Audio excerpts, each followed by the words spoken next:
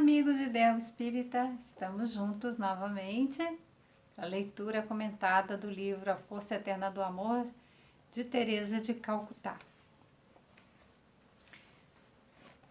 A pior derrota, o desânimo. O desânimo ele é considerado pelos espíritos na obra de Kardec, na codificação, realmente é um dos crimes mais graves contra as leis divinas.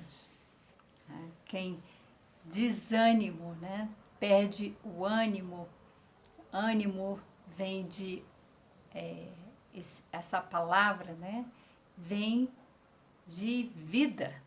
Então, quem se desanima está perdendo o que nos anima. O que nos anima é essa energia vital, a vida. E quando existe essa perda do ânimo, aquilo que nos dá a vida, é o caminho, muitas vezes, para o suicídio. Mas a gente pode morrer em vida. Simplesmente abandonar tudo, tratar das coisas e pessoas com total indiferença. A indiferença, ela nos coloca num estado de emoção, sem conexão conosco mesmo, com a nossa essência divina e com tudo ao nosso redor. É como se houvesse um rompimento. Tem pessoas que falam que o oposto do amor é a indiferença. Eu não concordo com isso, porque a indiferença, ela não só está em oposição ao amor, ela está em oposição, na verdade, a todo e qualquer afeto.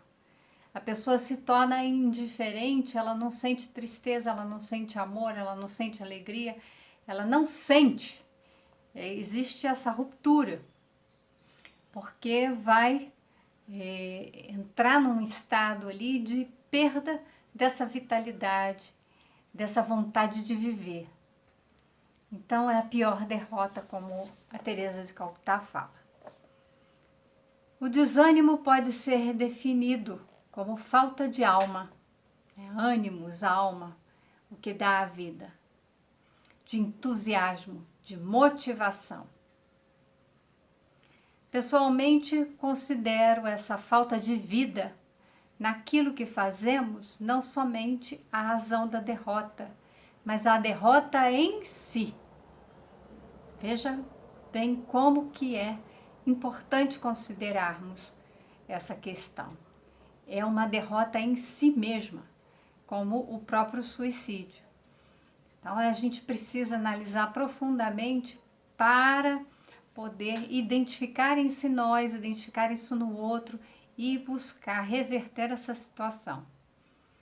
Há momentos em que não encontramos motivação que dê vida ao que realizamos, ou mesmo certas ocasiões em que até nos dedicamos a qualquer projeto, seja do ponto de vista da religiosidade, da espiritualidade ou meramente um trabalho mundano, sem contudo depositarmos alma, derramarmos amor e nos apaixonarmos por aquilo que fazemos. Então a gente já falou sobre o trabalho e agora é entender que para tudo que fizermos, em todas as relações que estivermos, é preciso colocar a alma ali, é preciso se colocar. Então, é fazer essa conexão, é colocar a vida ali. Então, ela fala do amor. Acredito que nessas horas já somos derrotados. Não colhemos a vitória nem provamos o sabor da conquista, de viver essa experiência. Requer-se muito tempo e dedicação, muita alma e muita paixão para que o trabalho e seus frutos sejam usufruídos em plenitude. Preciso realmente de tempo, dedicação, para que a gente colha aquilo que está semeando.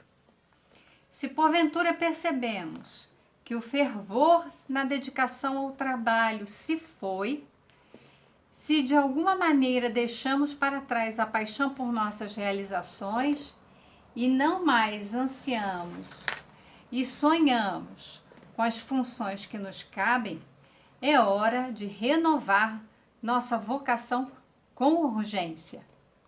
Então, façam uma análise. Tem pessoas que têm o seu trabalho por necessidade, né, de ter ali a renda para seu sustento. E não vai abrir mão disso, nesse momento que nós estamos passando, principalmente em que muitas pessoas estão desempregadas, estão passando por necessidade. Então, o que nós vamos pensar? Se temos um trabalho que nós não podemos, né, vamos dizer assim, largar para procurar outro, porque isso é um arriscado, a gente ficar desempregado, sem renda, a gente pode verificar ali, naquela tarefa que nos é incumbida, o que nós podemos acrescentar de alma, de amor, para poder transformar aquele momento em algo mais agradável. Nós falamos isso do trabalho. Agora, não quer dizer simplesmente que a gente deva abandonar. A gente pode renovar, reinvestir essa energia de vida nas relações, seja no trabalho, seja na família. Então, corremos o risco de perder o sabor de viver caso não tomemos providência. Por experiência própria, asseguro que diante de semelhante crise, não adianta mudar de lugar, não resolve trocar de atividade, igreja ou profissão. Então, não adianta, né? A gente precisa entender que crise é algo que nos move para que haja uma transformação. A crise, ela se estabelece quando o que estava anteriormente não estava bom. É preciso ver essa parada, reflexão, né? Fazer uma nova análise, um julgamento ali das relações, do que se está fazendo, para modificar. Então, é um momento importante a crise, porque alerta para aquilo que víamos fazendo que não está mais adequado, não está mais justo, não está, não é mais bom, útil. Tá? É preciso transformar.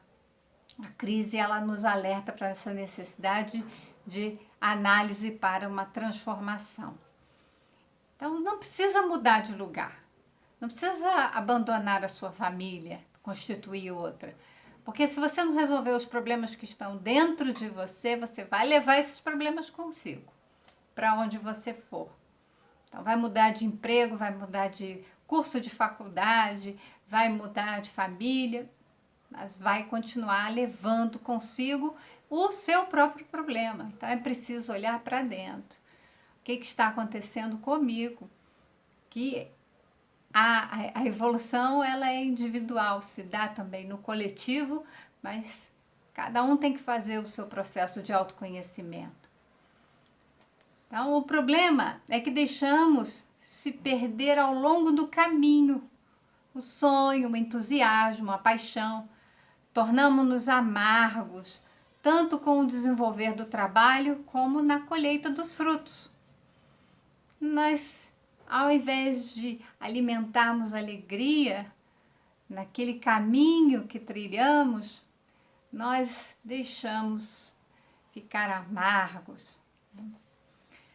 Como regra geral, isso acontece quando esperamos de alguma forma que continuemos como centro das atenções ou que o trabalho gire em torno de nós. O que nos desmotiva, muitas vezes, é que o nosso orgulho, a nossa vaidade não estão sendo alimentados. Então, é preciso também focar nessa análise do egoísmo ali nas relações. Em determinada altura da vida, Deus dá novo direcionamento às nossas aspirações. Coloca novas pessoas, outras pessoas, a assumirem e levarem avante a tarefa que abraçamos. E nos mostra que nossos afazeres podem ser cumpridos com mais qualidade e de maneira diferente. Então, por vezes, nós somos substituídos. Pessoas mais competentes, mais habilidosas e motivadas podem ocupar o nosso lugar. A verdade é que não resistimos à realidade da vida. Não gostamos de saber que não somos a pessoa mais importante da atividade, da família, do emprego, do trabalho religioso. Mascaramos nossa insatisfação projetando no outro, na instituição ou na empresa, uma culpa que não existe. É muito comum a gente projetar no outro aquilo que está em nós. Então a gente vai dizer que o meu chefe é muito ruim, o meu trabalho não tá legal, né? Eles não me valorizam, eu trabalho pra caramba, ali, dou meu sangue para aquilo tudo lá e os colegas não se entendem, não há um trabalho em grupo, cooperativo. A gente vai encontrando uma série de defeitos para justificar o nosso posicionamento. Muitas vezes porque nós queremos ter o reconhecimento. Já vi muita gente largar um emprego muito bom por conta disso. E depois se arrepender quando tomou consciência de que o problema não estava no emprego, no trabalho, com as pessoas. Estava em si mesmo. E já vi situações assim, bem graves, quando pessoas encontram problemas nas suas relações familiares e, diante de algo que elas não conseguem solucionar, elas se veem tão incapazes, tão frustradas, que elas entram num desânimo, numa depressão e se matam. Então, o que nós estamos tratando é muito sério, porque nós precisamos cair aqui na realidade, né? Ela fala que nós não resistimos à realidade da vida. Nós precisamos cair na real, nós precisamos perceber essa realidade da vida, perceber quem nós somos e a necessidade de fazermos esse autoconhecimento. Se está difícil, é preciso buscar ajuda psiquiátrica, ajuda psicológica. Não se negue a fazer essa busca por um tratamento, porque é preciso, no autoconhecimento, ter um amparo, porque vai, muitas vezes, cair nas máscaras, nas projeções e continuar colocando a culpa fora de nós, quando somos nós os responsáveis pelo nosso próprio estado de ânimo. Mascaramos nossa insatisfação projetando no outro, né? A responsabilidade é inteiramente nossa, pois tudo nasceu do orgulho ferido, tudo nasce do egoísmo. Esperamos sempre que o trabalho renda mais, mas paradoxalmente nos afastamos mais e mais da responsabilidade de acompanhar o processo. Então nós queremos que o trabalho renda, mas nós nos afastamos ali o que é a nossa responsabilidade. Aguardamos resultados promissores, ao passo que entregamos ao outro a incumbência de produzir esses mesmos resultados. Nesse ponto, o desânimo aparece como manifestação do fracasso pessoal. E não adianta atribuir àqueles que nos cercam a ausência de números interessantes. Igualmente, de nada resolve cedermos à melancolia, à depressão, às cobranças, à procura de culpados. Falta-nos vida, falta-nos paixão, amor, entusiasmo. que se esvaíram ao longo de nossa caminhada, não sem nossa permissão. Tudo que nos acontece é porque Deus permite, mas porque nós fizemos determinadas escolhas. Nós seguimos determinados caminhos.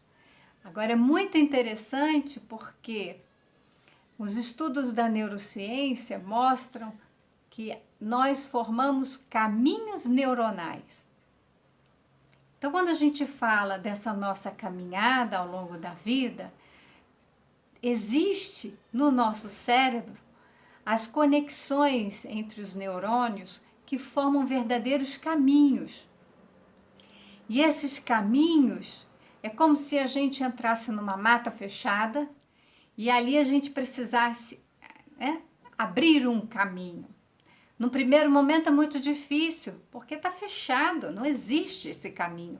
Nós vamos criar esse caminho. Dá muito trabalho no primeiro momento, mas a partir do instante em que eu consigo criar esse caminho, eu vou percorrer ali. E eu vou percorrendo, e cria-se um hábito. Para mudar o hábito, é preciso fazer outro caminho, porque esse caminho já não me serve mais. Então, é muito importante que a gente considere que a gente faz um caminho na nossa vida que, por vezes, é preciso mudar. A gente faz um caminho movido pelo nosso egoísmo. As dores, os sofrimentos vão nos chamar a atenção para esse caminho que não nos leva a Deus, mas afasta dele. E a gente precisa ir para o caminho que nos leva a Deus. Vai demandar de nós esse ânimo, essa vontade, esse esforço. A mesma coisa que quem fala, eu não consigo meditar, eu não consigo fazer a meditação. Tem que criar um caminho. Esse caminho no início é difícil, a partir do momento que você criar esse caminho, ele vai fluir. Então, é muito interessante esse paralelo, porque também se criam caminhos no nosso cérebro, que refletem o caminho que nós damos na nossa vida. O que nós fazemos aqui, o nosso cérebro ele corresponde. Então vai para o corpo. Corporificamos o que o espírito pensa, sente. Então nós precisamos mudar. O ânimo é mudar essa vibração da alma. Então desânimo é, portanto, a escassez de motivação e de foco. É esquecer ou apaixonar-se por aquilo que se faz. Desanimar diante de qualquer tarefa. Por sua vez, é sobretudo perder o brilho da vida. Perder-se e deixar passar a oportunidade de ser feliz aqui e agora. Vejo como derrota pessoal, íntima, essa falta de derramar-se por inteiro naquilo que realizamos. Entendo que desanimar ou deixar faltar a seiva da vida que irriga a tarefa abraçada, seja de que natureza for, equivale a morrer, murchar. E aqui eu vou retomar esse caso que eu falei, que nós recebemos muitas vezes na família um filho doente, um filho que é um espírito, que nós aceitamos recebê-lo no nosso lar para que ele expie os seus desvios, suas infrações das leis divinas. E nós como prova. Acontece que muitos pais, ainda movidos ali pelo seu egoísmo, porque todos nós somos, já estudamos isso,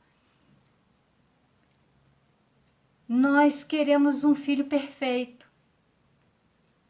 E acabamos com dificuldade de investir todo o amor. É para isso, a aprovação é para que a gente invista todo o amor. Por vezes, com muito sacrifício de abandonar tudo mais, só para cuidar daquele filho doente. Um filho que é autista, um filho que tem síndrome de Down, filhos que nascem com síndrome, cegos, surdos, eles precisam, aqueles que têm distrofia também muscular, eles precisam da nossa atenção, da nossa presença. Às vezes é uma presença que exige as 24 horas. Então, pessoas dizem que não tem mais tempo para si mesmas. Precisam do suporte de outras pessoas, porque às vezes é isso, a gente precisa de momentos de descanso, de apoio, precisa do suporte de outras pessoas, mas é entender que nós estamos sendo veículos de auxílio na evolução daquele ser espiritual que foi encaminhado àquela família. Nós temos um trabalho ali, um compromisso junto a Deus que confiou em nós aquela criança, aquele espírito. Significa que cair em desânimo é fracassar na provação. Então é preciso buscar ajuda. Ninguém está sozinho, nós podemos e devemos ajudar uns aos outros. Então, se você perceber que tem alguém precisando ali de ajuda, que está caindo em desânimo, a ajuda não é só dar um tapinha nas costas e falar, não fica assim, é muito mais. É muito mais, porque está perdendo aí a vida, está deixando ela escoar, indo para o ralo. É preciso dar o suporte no sentido de empatia, de compreender e de levar aquela pessoa, às vezes tem que pegar na mão e levar mesmo, para profissionais que possam ajudar. Mas não há desamparo. Se Deus nos deu trabalhos, né, que são difíceis para nós, temos força para isso. Ele confia em nós e vai nos amparar. Então não se deixa morrer, não se deixa murchar.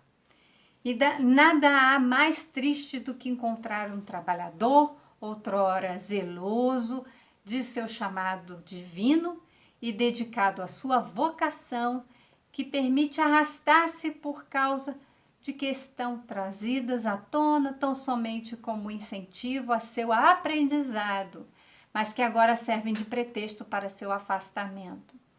Então, vem para nós muitas experiências que são provações, que é para o nosso aprendizado, né? Então, não vamos deixar ali essa oportunidade passar. O indivíduo murcha aos poucos, perde a vitalidade, o viço no olhar, perde-se em meio àqueles onde costumava despontar como referência. Se porventura retoma a tarefa que desempenhava, vive às voltas com desculpas, procurando justificativas e explicações na esperança de aplacar sua mágoa, sua amargura, o seu desapontamento consigo. Porém, sem a seiva que nutre a vida espiritual, ainda que retorne à tarefa, esvai-se o ardor, o ser se apaga ou permanece à margem do trabalho como espectador. Já não se sente apto a partilhar da alegria dos demais trabalhadores com quem dividiu um dia a satisfação e a felicidade de ser um representante da vida. Caminha entre os seus como uma sombra, como alguém ligeiramente fora do lugar, pois não mais se integra à corrente, e veio ao veio que conduz vitalidade à tarefa. Semelhante à estrela que se apagou, essa pessoa que chegou a ser fonte de inspiração e autoridade para os membros da comunidade, gradativamente permitiu que suas emoções nublassem o contentamento de colher frutos. Aliás, não os colhe, sobrevive apenas de migalhas com as quais se conforma. Então vocês vejam que nessas palavras assim que chegam a ser tão poéticas de Maria Teresa de Calcutá, existe aí uma desistência, né? O desânimo, ele leva essa desistência da própria vida e a pessoa está vivendo aqui esperando o dia do desenlace, mas ela já não colhe mais os frutos do seu trabalho, da sua vida, né? O que ela fez parece que não a anima mais, não a agrada mais. Nesse ponto é preciso fazer uma grande reflexão. O que se passa comigo? Que expectativas eu criei que foram frustradas? O que eu queria com aquilo tudo, com as tarefas? Eu queria ser homenageado, prestigiado, que meu orgulho fosse, né, elevado, então ali um processo de envaidecimento. O que será que eu queria realmente com aquelas tarefas? Teresa de Calcutá já nos fez esses questionamentos para a nossa reflexão, para o nosso autoconhecimento. Se nós queremos seguir os passos do Mestre Jesus, nós precisamos ser humildes, humildes de coração. Então, caminhar com Ele, seguindo a simplicidade da vida, mas Ele não quer que nós fiquemos assim, né, na sombra, perdendo a vitalidade. Ele nos chama sempre para o trabalho na vinha, né? Existe muito trabalho e poucos trabalhadores, porque muitos desistem no caminho. Então faz-se necessário muito maior esforço para recomeçar e adquirir novamente a vida, a motivação e a alegria de servir, do que foi necessário quando no movimento inicial que conduziu ao prazer de viver, conviver e compartilhar. Sempre o começo é mais difícil, quando o desânimo aparece e se instala no cenário da vida interior. Como proceder para reconquistar o prazer de viver, de ser feliz, de pertencer e de compartilhar? Então, o que a gente precisa fazer para poder recuperar esse fôlego, essa vivacidade e voltar para aquele caminho, né? Ou criar novos caminhos para que sejamos felizes, passemos a nos sentir pertencentes a grupos, a família. Não há novidade. A melhor forma ainda é o recomeço. Tem que começar. Vai ter que abrir novos caminhos. Buscar ajuda, mas não pode se entregar, né? Tem que ter aquela vontade e seguir, né? Para iniciar é preciso reavaliar os passos que levaram ao esfriamento, ao afastamento ou às desculpas, procurando sondar suas determinantes. Então, foi isso que eu acabei de falar. A gente precisa dar essa pausa e se perguntar o que está acontecendo comigo. Não é o mundo lá fora. Não é por conta de alguém, de uma instituição. Não põe a culpa lá fora. Coloque em si a responsabilidade e investigue o que está acontecendo consigo. Então, o que está acontecendo comigo para que eu me sinta assim? Então vou procurar. O que está determinando isso em mim? A gente vai ver que na raiz de todos os vícios está o orgulho. Então, nós temos que procurar os determinantes, a raiz. O orgulho não, desculpa, o egoísmo. Então, nós vamos achar o egoísmo.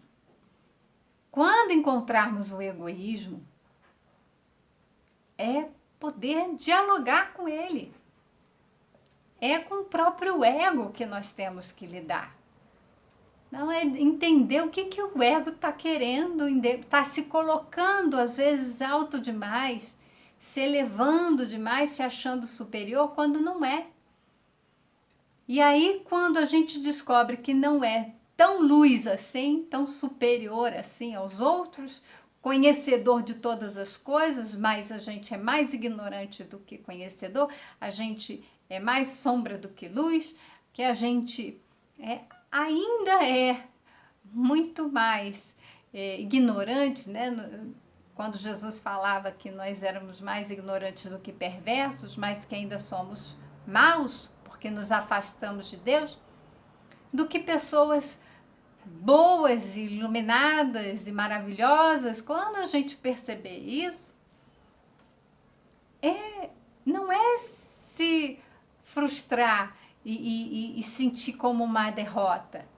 A sensação de derrota é porque nós nos colocamos muito altos, nos elevamos demais nas nossas ilusões.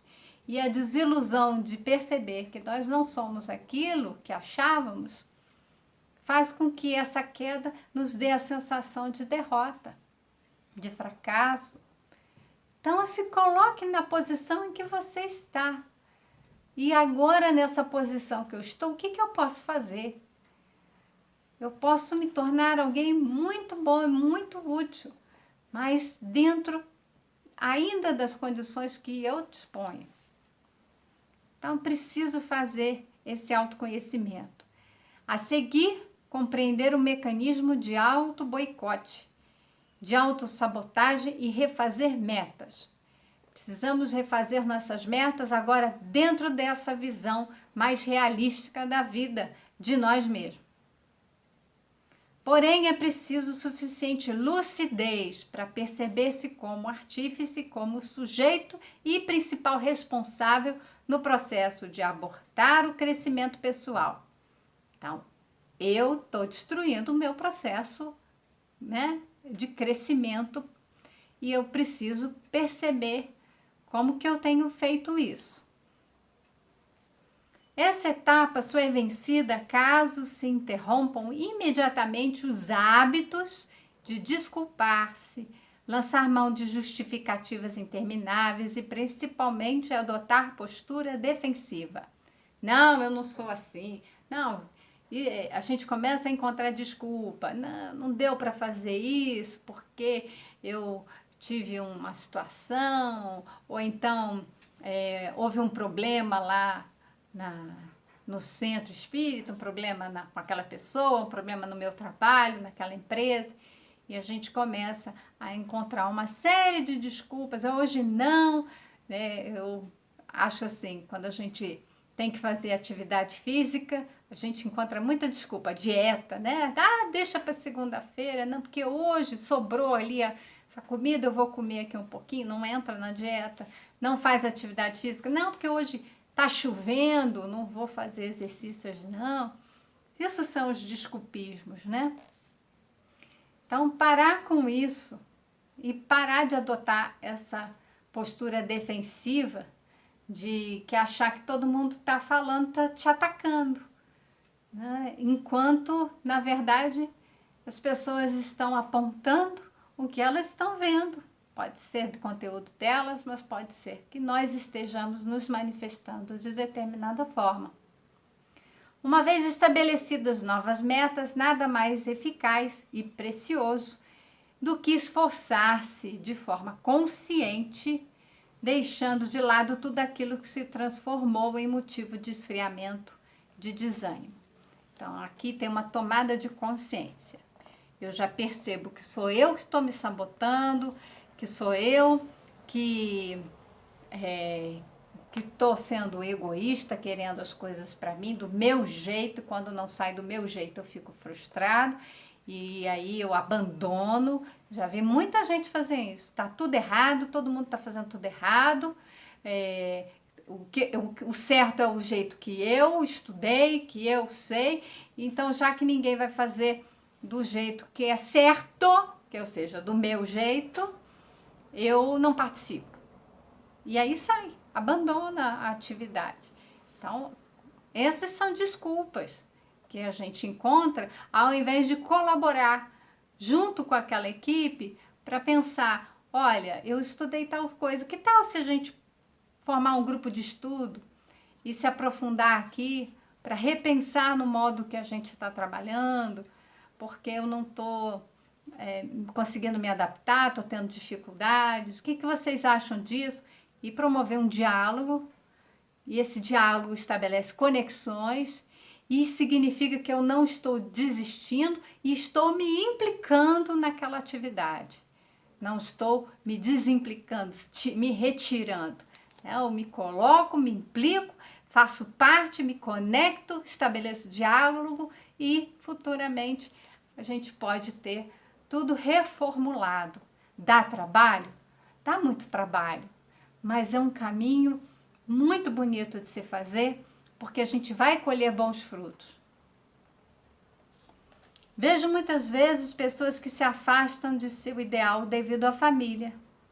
Sob a aparência nobre desse gesto, frequentemente se escondem razões obscuras, pois se julgam indispensáveis ao apoio familiar. Ao abraçar este ou aquele desafio que não lhes pertence, privam o ente querido da ocasião de crescer e progredir, de aprender e amadurecer.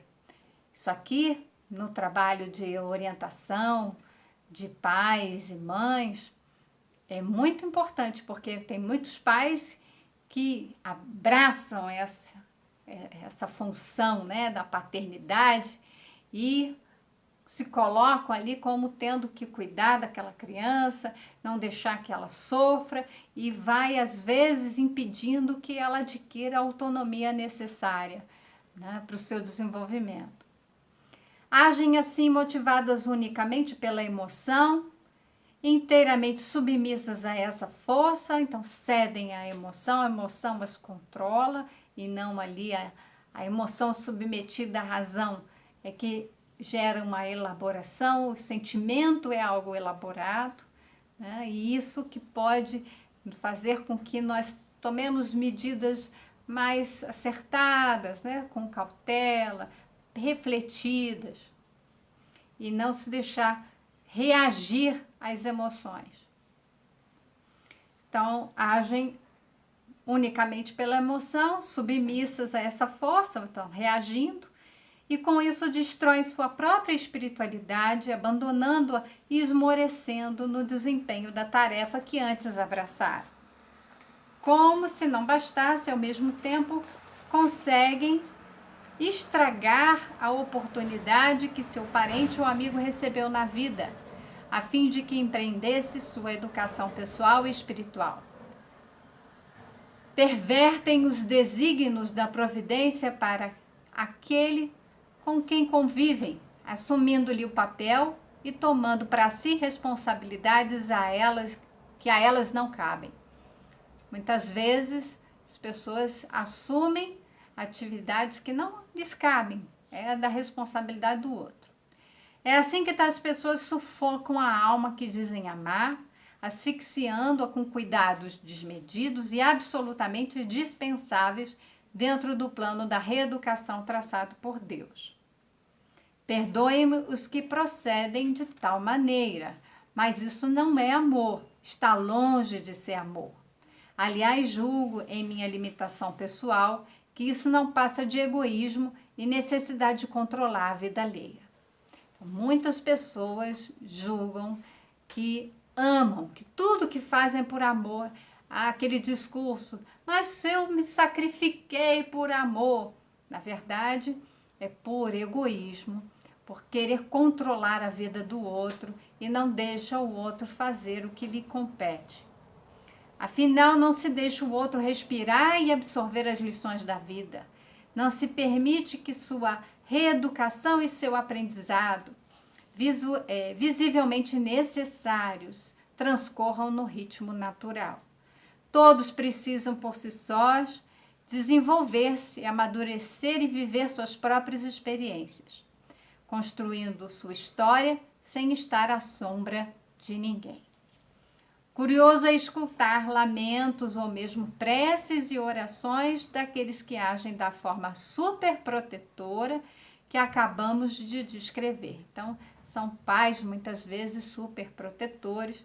Já ouvi a expressão de pai helicóptero, é aquele que fica sobrevoando, né, os filhos para ver o que eles estão fazendo e corrigindo. Então, os filhos não podem fazer nada, porque eles podem derrubar, podem quebrar, podem sujar, podem... E é do aprendizado natural das crianças esse tipo de atividade.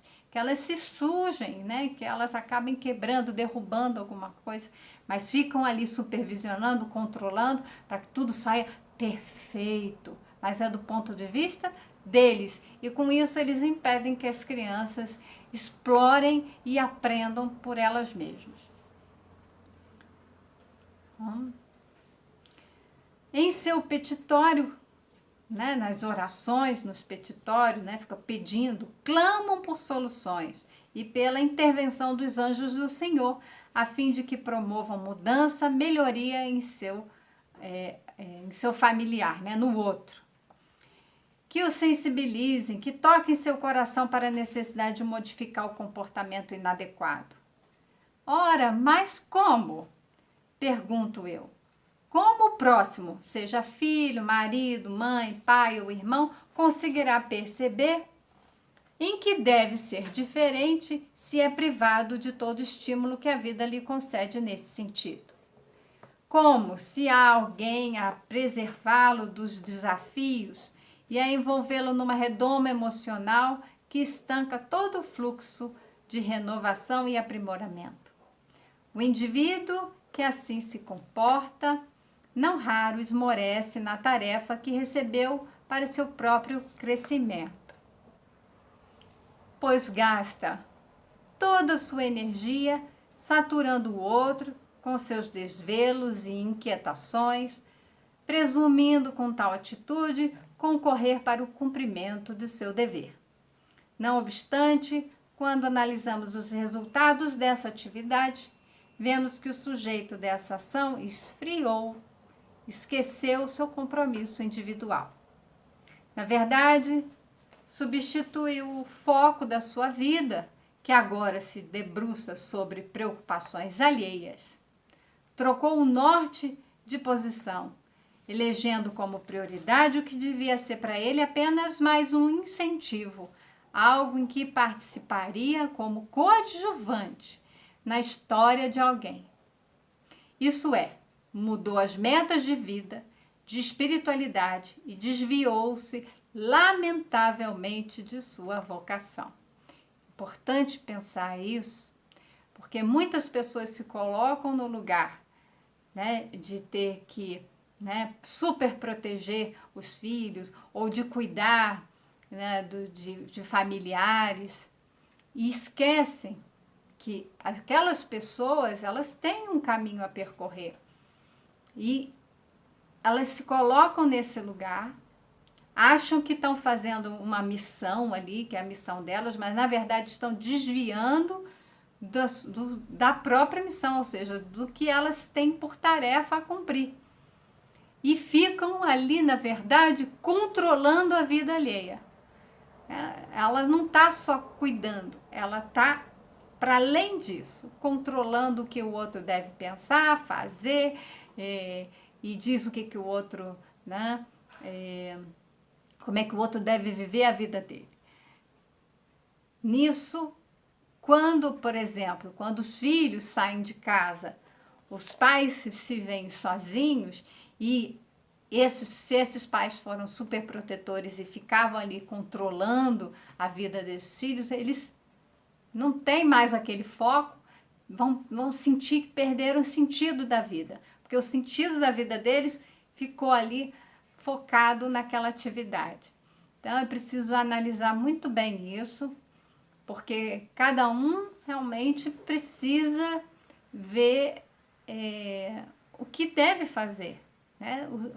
O seu compromisso. Uma coisa é ajudar o outro, outra coisa é controlar a vida do outro. O que a gente realmente está fazendo nas relações? Retomar o caminho antes palmilhado é urgente. enquanto a vida não nos leva para outros rumos.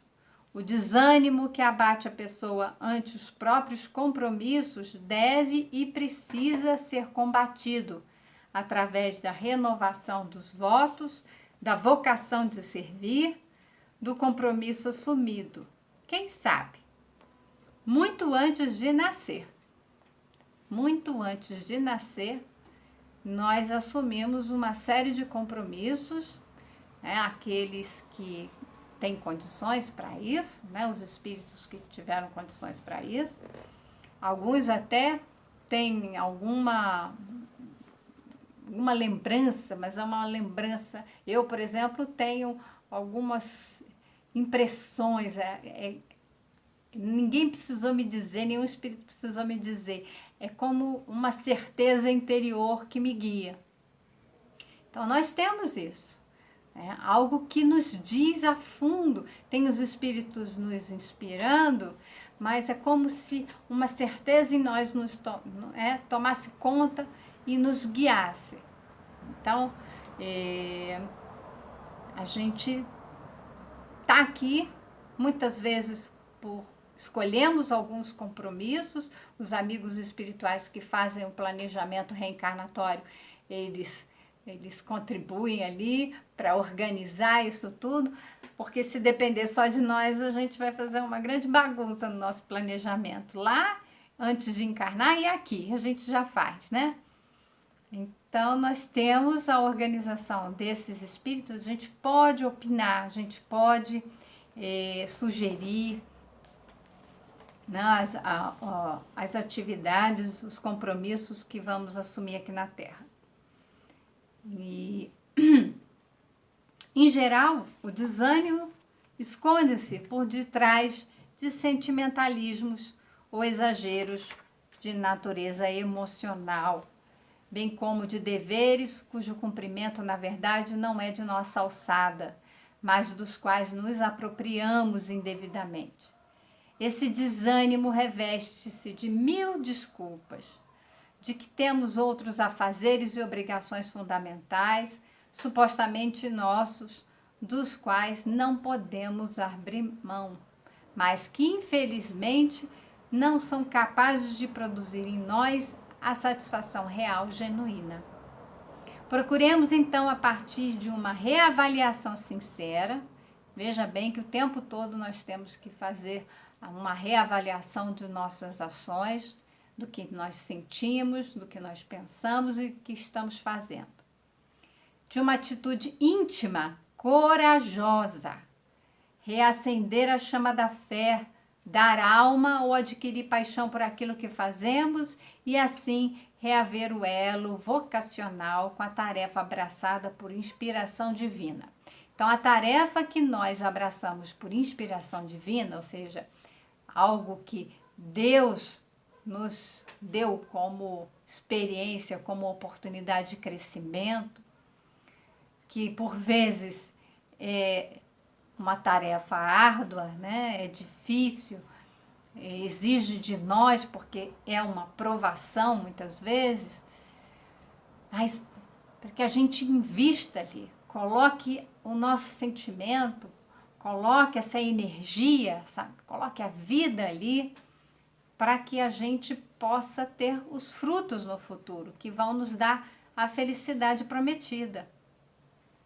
Então, é perceber quando se trata ali de uma questão que é vocacional. Nós estamos vocacionados, nós estamos ali direcionados para aquilo, com habilidade, com competência, com inspiração divina.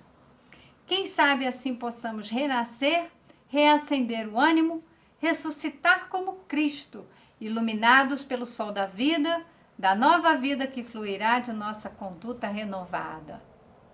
Precisamos estimular entre os novos cristãos momentos de avivamento espiritual, de retomada da vocação, de reacender a chama do Espírito Santo que se apagou algum dia, a fim de que possamos voltar a viver com alma, com paixão, com vida, aquele compromisso assumido perante nosso Senhor, perante a vida e nossas consciências. Talvez seja essa a maneira de reconquistar a confiança perdida, a sensação de completude e de dever cumprido, a certeza de que somos felizes naquilo que abraçamos. Então, é preciso colocar vida, investir naquilo que nós abraçamos por compromisso, aquilo que vai nos engrandecer espiritualmente, aquilo que vai nos dar, né, a conquista da felicidade. Então, são as virtudes. Sigamos aqueles princípios que o Jesus nos ensinou. Jesus nos ensinou a amar, mas não a controlar a vida alheia, né? A dominar o outro. Mas amar é aceitar o outro como ele é, deixar que o outro, né, tenha as experiências da vida dele que vão gerar aprendizado. E nós vamos ali estar juntos, caminhando, compartilhando, aprendendo junto, um ajudando o outro. Nós somos amparados o tempo todo. Se perceber que alguém está caindo em desânimo, busque oferecer para ele essa reflexão que é necessária para o despertar da consciência, uma reflexão interior. E que a gente possa fazer isso hoje e todos os momentos da nossa vida, nos mantendo de bom ânimo. Então, tenham um ótimo dia, até o nosso próximo encontro.